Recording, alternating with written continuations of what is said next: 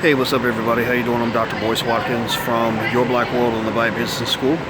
I am in Philadelphia, which is, I think this is the 14th city that I've gone to probably in the last 2 months. And I gave a speech today, and it was an interesting speech. Most of the time, the audiences I speak to are predominantly African American.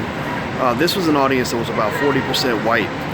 And the funny thing about the speech was that, you know, when I started talking, as much as I tried to be diplomatic and polite about what I had to say, I have to tell the truth. You know, when I started talking about Black Wall Street, and we made the film Resurrecting Black Wall Street, and literally 3 white males got up and walked out of the room as soon as I started talking. And this was interesting to observe, because what it really says is that the way black people and white people see, this country and America's history is very, very different. When I got done with my speech, all the black people jumped up, standing ovation. I'm kind of accustomed to that. Some of the white folks stood up, and a lot of them clapped. And some of them, were honest and said they were totally offended by what I said. And it's interesting to me because, I pretty much, brought things up in terms of mass incarceration, and I talked about what it does to families. I talked about the suffering of black people. I talked about the wealth that was stolen from black people. And it's ironic to kind of watch and see how people behave when you tell the truth about history. And what I interpret that to mean is that in general, people are accustomed to black people kind of suffering in silence and not saying anything about what we're going through.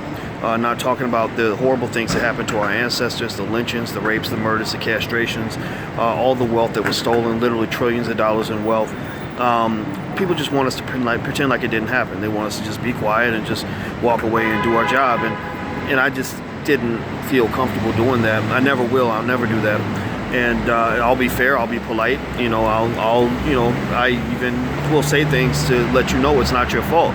But I think that as a country, we lose tremendously when we run around telling lies. When we let people just kind of say whatever the hell makes people feel good, and we don't deal with the atrocities that have been committed against our community. Our community is devastated right now because of what racism has done to us, what white supremacy has done to us, what systematic racism has done to us. It doesn't make us victims, it doesn't make us full-time victims. I don't believe in that. We have to rebuild, we have to move, we have to do our best. But at the same time, I just told him, I said, well, if you're looking for somebody that's going to come up here and just give you a kumbaya, we shall overcome feel-good speech, I'm not your guy. I'm a guy who's going to tell you the truth, and I'll be able to back up everything that I say. So it was an interesting experience. I don't know if I'll be invited back. I'm not a guy that's cut out for certain kinds of environments like that. But it just kind of made me think. It made me reflect on just how differently whites and blacks see America. And I think that's going to be one of the great problems of our country, is that we have this huge divide, and nobody really wants to talk about the truth.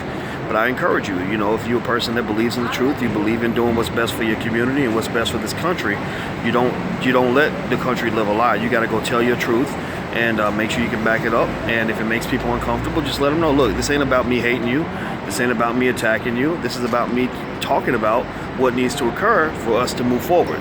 If you can't come to me and talk to me truthfully about what people did to my grandparents, great-grandparents, and great-great-grandparents, then you're really not my friend. You're really not my friend. You're trying to manipulate me, and I'm just not going for that. So anyway, guys, I'm about to get out of here. The next cities I'm going to Las Vegas, and then New York City over the next few weeks. You can find out more about the tour by visiting the drboycewatkinstour.com. Don't forget also, we got the Black Wealth Bootcamp coming up. You can look into that. That starts June 4th. You can go to theblackwealthbootcamp.com. That's theblackwealthbootcamp.com. So until we meet again, stay strong, be blessed, and be educated. I am gone. Peace.